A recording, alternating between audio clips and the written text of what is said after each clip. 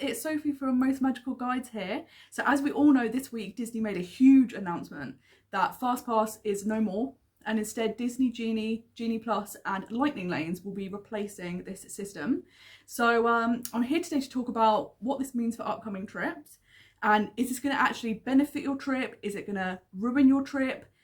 Try and sort out some of the confusion around this new system and what it all means. So let's dive straight in.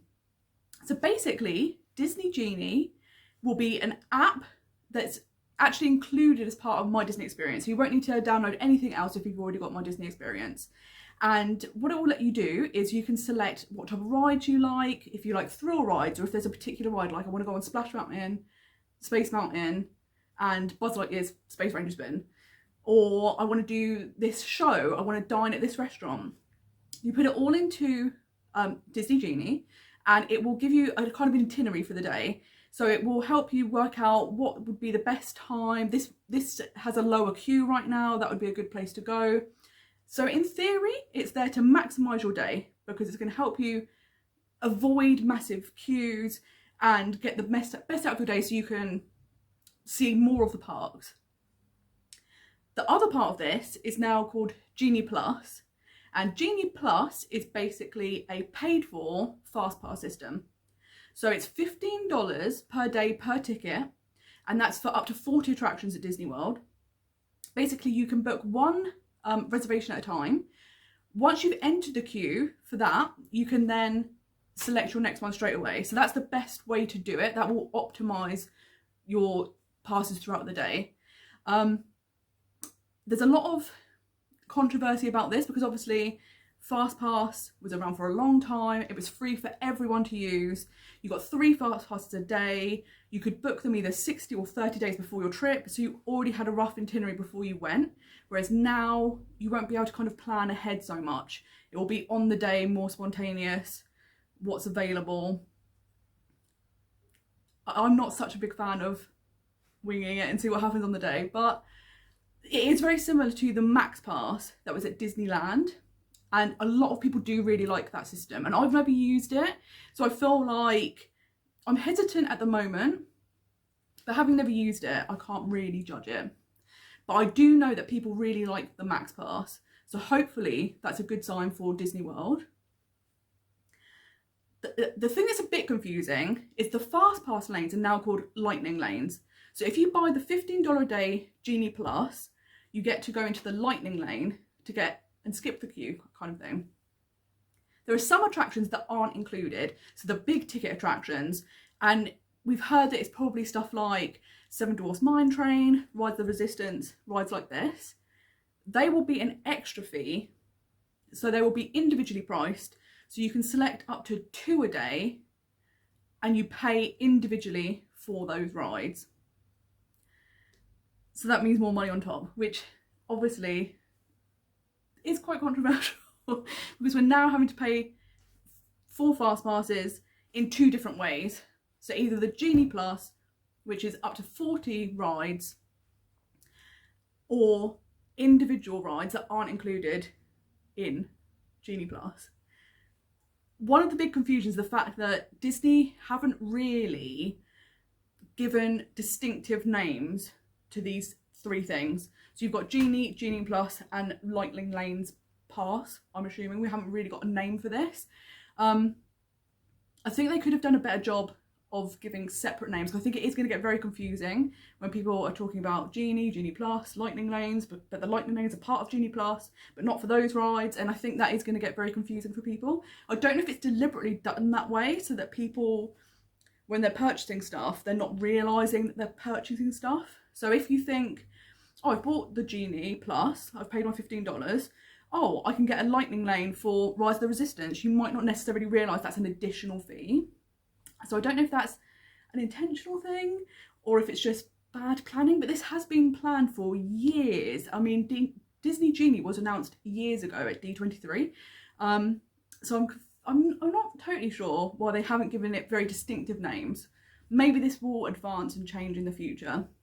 But basically, this is all going to be rolling out this fall, so rather soon. Before we get into the controversial stuff, let's talk about the benefits. So the things that are good about it is that Genie itself, which helps you plan your itinerary, it's really good for people if it's your first time visiting Disney World, or if you're someone that prefers to go with the flow and not plan loads of stuff in advance, because it's going to help you maximise your day. And the good thing about the app is what it will do is it disperses the crowd. So say, for example, it starts raining and outdoor rides like Big Thunder Mountain have to shut down temporarily. You can then look at the app and it will tell you, oh, you can go to Haunted Mansion. But what it won't do is it won't send everyone to Haunted Mansion and create a massive queue. What it will do is it will, based on your preferences and the things you want to ride or do, it will disperse people that way. So in theory, this should help reduce queue times. And I think Disney are hoping to kind of, obviously since it's reopened after the pandemic, the queues have been less. Obviously there's been less people in the parks, but also there wasn't a FastPass lane. So I think they're hoping to try and keep the queues around a similar time. Obviously some people will then additionally pay to skip the queue, but it shouldn't create such a large queue that FastPass did. So hopefully things will speed up. And also, by Disney kind of managing where people are in the park, by dispersing them via the Genie app, that will also help keep queue times down, because people naturally tend to take the same routes around the park. So naturally, rides get busier because more people are in those areas. So this will help to try and reduce that.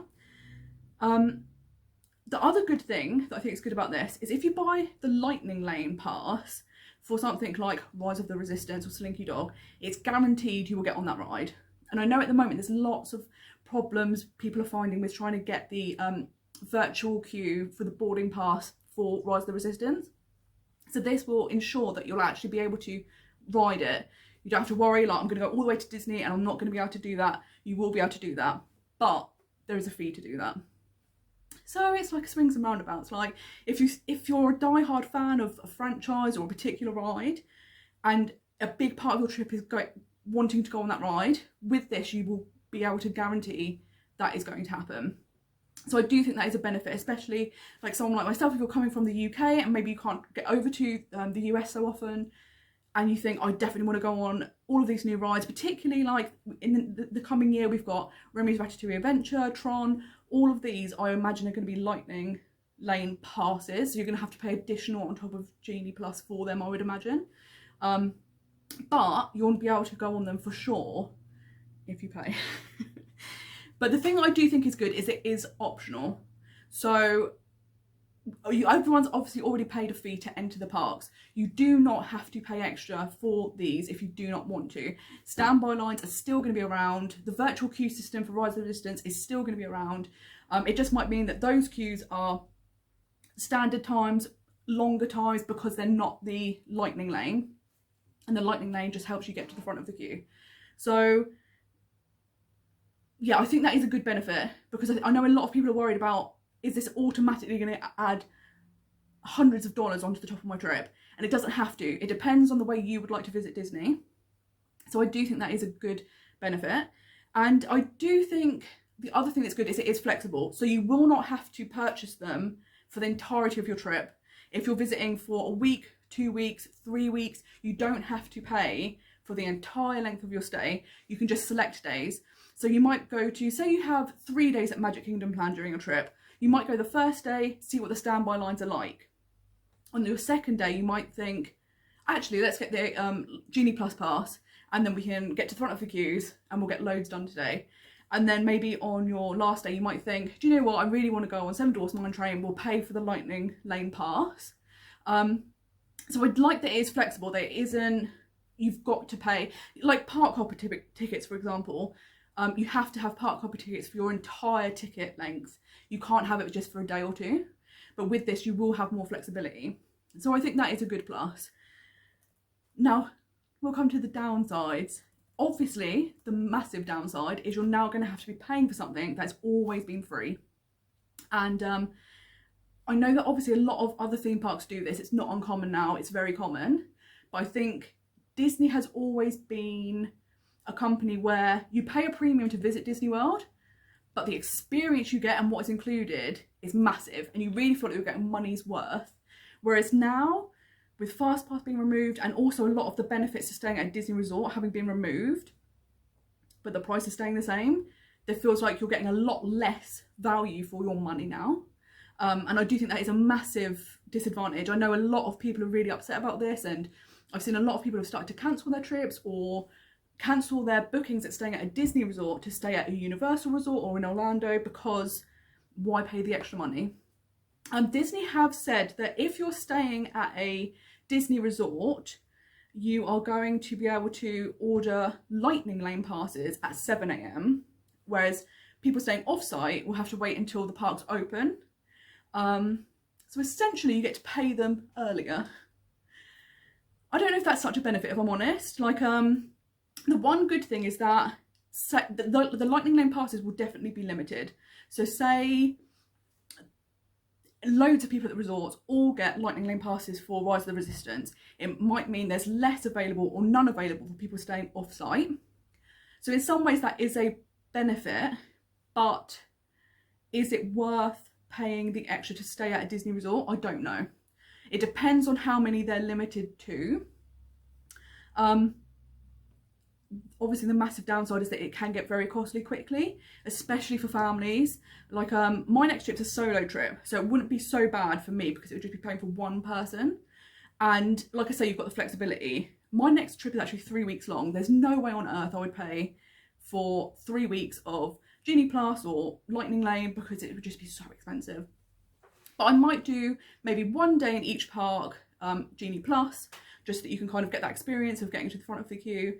And for the attractions that you really want to go on, maybe like something like Tron, then I would pay for the Lightning Lane Pass. Although at the moment we don't actually know what rides are part of the Lightning Lane Pass or the Genie Plus. And we also don't know the Lightning Lane Pass prices.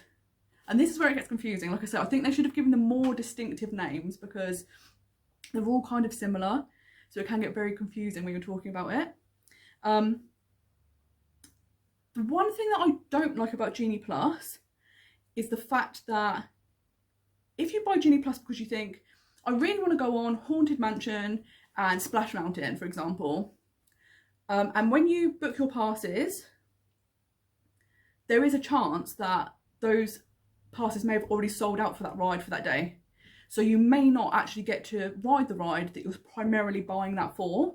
So although there are 39 other rides to choose from, if you're buying it specifically for a certain ride, that might not happen. So what I would say for that is to book that ride first and to buy the pass as soon as you can. Everyone can buy it from 7 AM on the day of your visit. So I would make that your first one to try and book. The other downside, and like I say, I've not used the Max Pass in Disneyland, so I don't know if maybe this isn't a problem, but if you, again, wanted to go on Splash Mountain and the first part of the day available for that was 4:30 in the afternoon, because you can't get any other passes until you've used that one, that means most of the day is a waste of that pass. So again, that's something that is something to be conscious of or to think about. And like I said, perhaps that isn't an issue, but if that does occur, obviously that does mean you're not getting the best use out of your pass. Something that I don't like about it, obviously, as someone who is a massive fan of planning and has created a website and a blog all about how to plan Disney World trips and Orlando trips, I don't like that you can't really plan in advance. For me, one, that's part of the excitement, but also I like to know that when I'm going on a trip to Disney specifically, I'm going to get to do everything I want to do. And with this, I feel like you can't guarantee that will happen. One, because, like I said, with the Genie Plus, possibly the ride you wanted specifically to use it for is sold out for the day. Maybe the Lightning Lane passes are sold out for the ride you wanted. Or maybe you just don't want to pay for those things. So that I find difficult because as someone who loves to plan, and I liked with the FastPass system that you knew I've got three passes every day of my trip and I know I'm definitely going on that ride, that ride. And I would know, okay, I don't need to worry. I know that I'm going to be able to do those rides. Whereas now you're turning up on the day and hoping that you're going to be able to do what you'd like to do. I don't find that particularly exciting. I think it's quite stressful. I know that a lot of people are the opposite, that they prefer to just go with the flow and they don't like the planning. They didn't like having to pick and book their FastPass in advance. So I do think it depends on how you like to visit Disney World. But for me, I like planning. I love it. So I find it very difficult now to think I'm going to go and have to wing it and hope for the best. I also know this has been an issue that's been brought up by people that are maybe disabled, have anxiety, autism, things where it would be much easier if you could know in advance what was happening, and then it puts your mind at ease and you just know this is what's happening, it's all sorted, and I don't need to be thinking about it on the day. Another big downside I would say is that you have to book your passes at 7 AM. Apart from the Lightning Lane passes, which if you're staying off-site, it will be once the park opens. But the problem with that is you're on vacation. Not loads of people want to be getting up at 7 AM to try and book the passes. So it either means someone in your group is going to have to, like, you're going to have to take it in turns, like it's your turn to get up at 7 AM, or everyone has to get up super early. But I do think that is a downside as well, because people are on holiday, they want to relax, they don't want to have to be getting up, waiting for an alarm. So that is something that has been brought up as a feature that people aren't super keen on. Like I said, I think it is a confusing system. There's loads of questions popping up at the moment. They've obviously only done this initial announcement, and we will get more details going forward. But it is confusing with the different terminology and what is included, what isn't included, how much. This is, oh, and because the term Lightning Lane appears in both Genie Plus and Lightning Lane passes, I don't think it's clear enough to say that one of them is included in a Genie Plus and one of them isn't. So I do think it is a confusing system. I'm hoping that will resolve itself as we get more details going forward. Obviously, something else that people have brought up is that this is kind of creating a two-tier system at Disney now. And I do agree. I think that was something that was really good about the FastPass, is that every single person got to use it, and it was giving everyone that magical Disney experience. Whereas now, obviously, there is that sense of, well, you can pay an expensive park ticket to come in, but if you want to get to the front of the queue, if you want to make sure you can ride all the rides you want, then you're going to have to pay more. And obviously that means people have to be able to afford to pay more. So it either means that some people are just completely cut out from doing that at all. Some people will have to postpone their trips till later so they can save more money to go. And it's just, I can understand that they are a business, they need to make money, but it does seem to have taken some of the magic away, because everyone going to Disney World should be made to feel special. Everyone should feel valued. Everyone should be having a magical experience, regardless of your budget, the type of holiday you're having. And this very much is like, oh, here are the have and the have-nots. Here's the people with the Lightning Lane and the people that don't. And I do think that is an uncomfortable kind of scenario. And it's putting people in difficult circumstances of thinking, if I want to get the most out of my holiday, I'm most likely going to have to pay more to do that. And I think that's really, it's such a shame, because Disney is such an amazing trip to have, but to then have to think, I might not be able to now do everything I'd want to do unless I'm willing to fork out more money.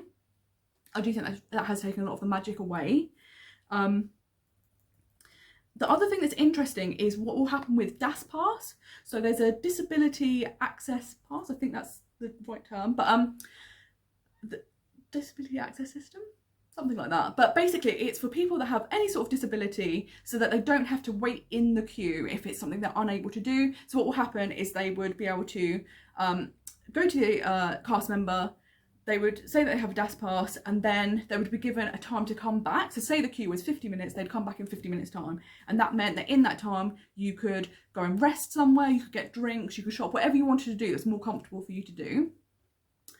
Apparently that is going to be incorporated into the Genie system. So you should be able to use your DAS pass still, and you'll book it through this new Genie system. So hopefully that will be simple, and actually it might be quite beneficial that you can yourself just, wherever you are in the park, be booking your reservations. You're not having to physically go to the rides. But again, we haven't got lots of details about that yet, so hopefully more will come out soon. And the same with Rider Swap. I think Rider Swap is going to stay exactly the same. I think if you have bought a Lightning Pass a Lightning Lane pass for a ride, then what will happen is, I don't actually know if you're going to have to both, I think you're both going to have to pay, but I think the child will get to do the ride twice. Also, children under 3 will not have to pay for Genie Plus or Lightning Lane passes. But so I think that you would both pay to ride the ride extra, but the child would be able to go on obviously twice because they're going with both parents. So essentially, rider swap won't be any different. It will stay exactly the same.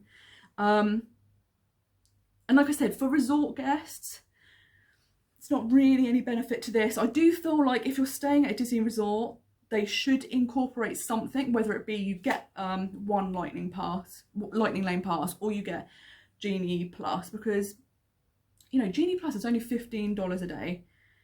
I think, seeing as how much money you spend to stay at a Disney resort, Disney could have incurred that cost and let people have something as an incentive to stay on site, because I feel like at the moment there really isn't. There's no extra magic hours, there's no free magic bands, there's no Magical Express anymore. I know that obviously they are going to bring back, resort guests can enter the parks half an hour early, but let's be honest, what can you do in half an hour? There's nothing. It's not a benefit in my eyes, really. And resort guests staying at a deluxe resort will be able to stay for 2 extra hours, but only on select nights. So that means that if you're only doing like a 3 or 4 day trip, you might not actually even be there on the nights that it's happening. Even if you're doing an extended trip, it's only going to be a few nights of your trip. So again, it's not a big benefit for the amount that you're paying to stay at Disney. The only real benefit at the moment is free transportation, and also the proximity to the parks. If you're staying at a monorail resort, within minutes you're in Disney, you're in Magic Kingdom. In fact, from a couple of them, you can even walk to Magic Kingdom now.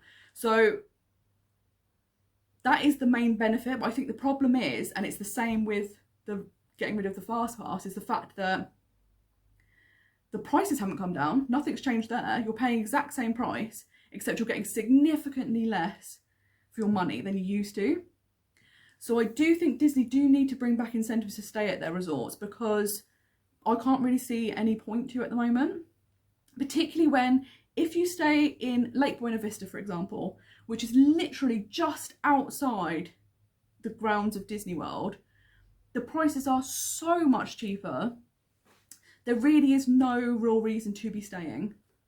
So I think this is going to be something that will evolve. I feel like Disney are testing the waters, and I definitely feel like, from having such a negative reaction from everyone that visits Disney World, I've seen maybe a handful of comments where people are like, oh, I'm kind of excited for this, but I would say overwhelmingly, like 99% of comments are, I'm really unhappy about this, it's taking all the magic away, it's not a fair system, like it's going to cost so much for everyone.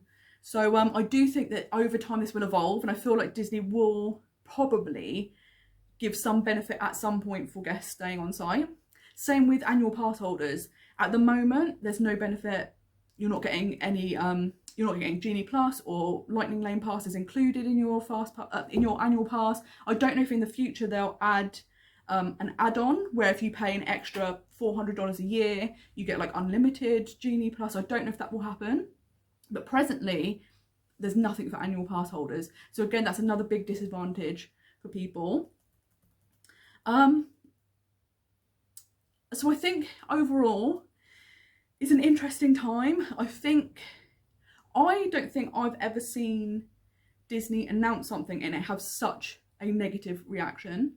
I don't know, I'm sure they were expecting there to be some sort of negative reaction because something that was free is now paid for, but I don't think they realised how much of the magic is being worn away.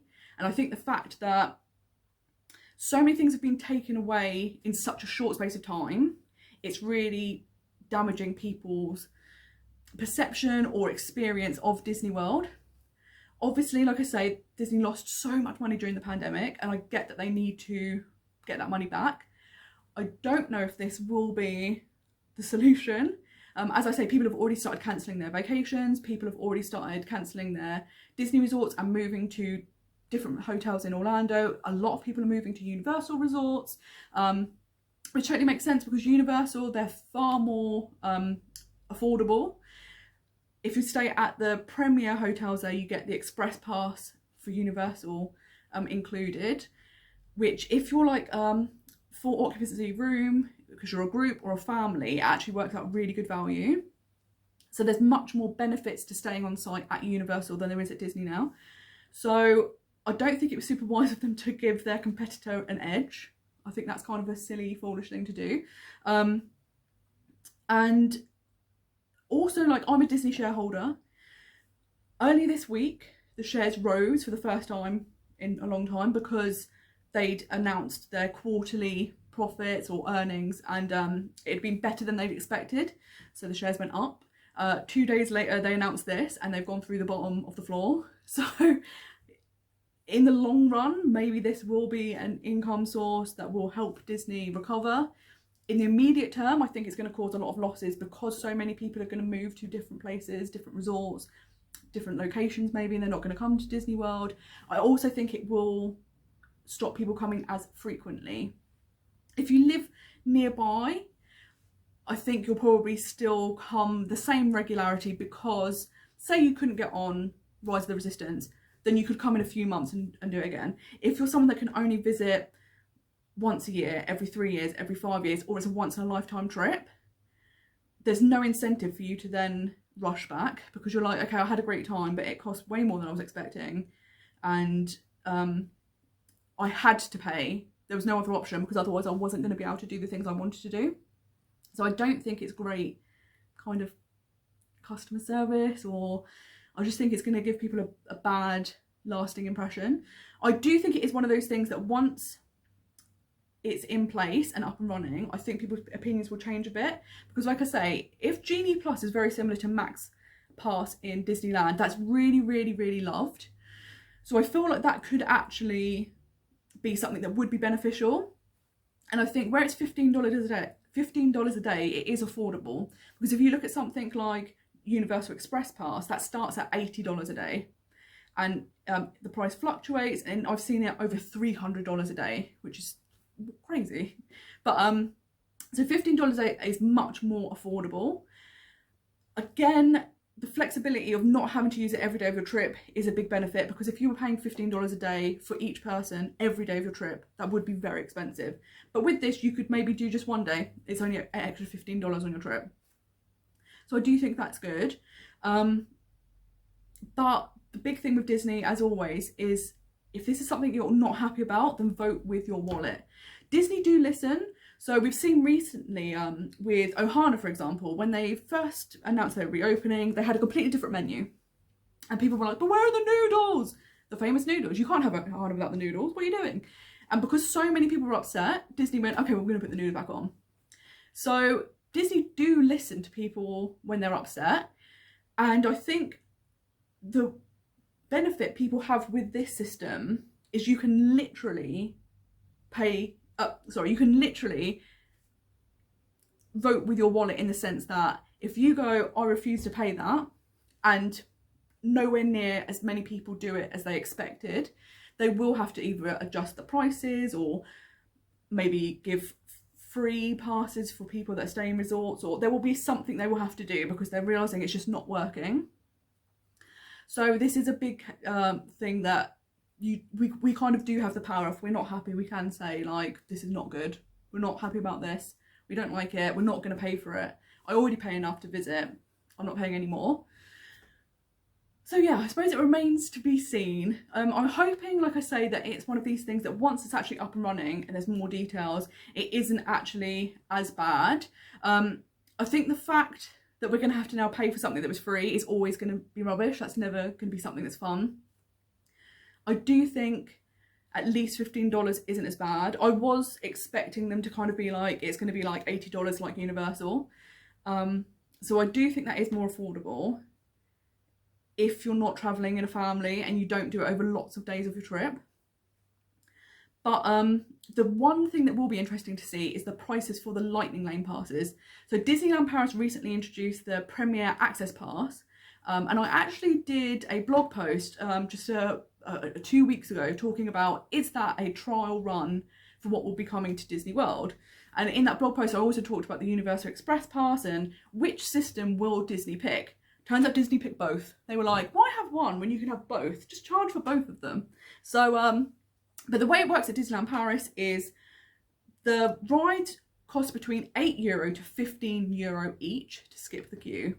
So I'm assuming it's going to be a similar price at Disney World, maybe $8 to $15 depending on the ride. Although they have said that depending on how busy the park is, that price will fluctuate, kind of like Uber when it surges. I kind of don't like that either. I'm not a big fan of that idea of that. Again, you can't plan in advance, so I can't think, I will put X amount of money aside because I want a Lightning Lane pass for this and a Genie Plus for that day. You just don't know what the price is going to be on that day specifically, possibly. So yeah, like I say, I'm hoping that once it's up and running, it won't be as bad as it seems. I do think it's controversial. I absolutely think there will be tweaks because I think Disney probably really underestimated the reaction it was going to have. And I do think the reactions are just because a lot of the perks have been taken away in such a short space of time. And now, not only are you paying the same amount for less, you're now going to get charged even more to do what was before free and included. So I think they've really underestimated how badly this is going to be responded by people. So fingers crossed it will be much better than we're all expecting. But let me know what you think. What do you think in the comments? Are you happy about this? Are you not happy about it? What elements specifically don't you like? Do you think it's worth staying at a Disney resort anymore? Do you think that, I have seen a few people say that they think it's fairer that everyone kind of is the same, and is in that you can buy your Genie Plus pass on the day, whether you're on site or off site. The Lightning Lane pass is only like going to be 2 or 3 hours difference. So people kind of like the fairness. I kind of do think that if you're paying a premium to stay at a Disney resort, there should be some benefits rather than just that you're staying on Disney property, because it's significantly more. If it was like not much difference, then I think that's fine. I do think if you're paying a premium, then they should absolutely be giving you more. And I do think that is a big problem because a lot of people have had to postpone their trips. So I was originally meant to be going in 2020. I was meant to go this September as well. I've had to now postpone to next year. During that time, I went from staying at Animal Kingdom Lodge. I had a full dining plan that was free included. Then when that got cancelled, my next trip I was like, I'm going to just stay off site because it's cheaper. The holiday was still going to be more expensive than it was when I was staying at a deluxe resort at Disney. But, you know, you were like, it is what it is. Next year I have decided to stay on site at Disney World. But my trip is now significantly more expensive than it was originally. With none of the benefits now. I'm not getting any of the benefits. So I do think that is another big factor that people are considering, the fact that their trips have got increasingly more expensive as they keep getting postponed, and less is becoming available. So yeah, if that's happened to you, let me know. I'd love to know your thoughts. I know it's a very controversial topic, but I think it's really interesting to see how Disney are going to respond, because I think they are going to have to make changes because of how unpopular this has been. So let's see what happens. But yeah, my name is Sophie. I'm from Most Magical Guides. I have a blog all about planning for Disney World and Orlando, and I also sell templates so that you can easily fill in your itinerary or your budget so that you can easily plan your Disney World trip. So you can go and check out my website at www.mostmagicalguides.com. I'll put the link below as well. But yeah, let me know what you're thinking about this. Is it going to ruin your trip? Is it going to benefit your trip? We don't know. Who knows?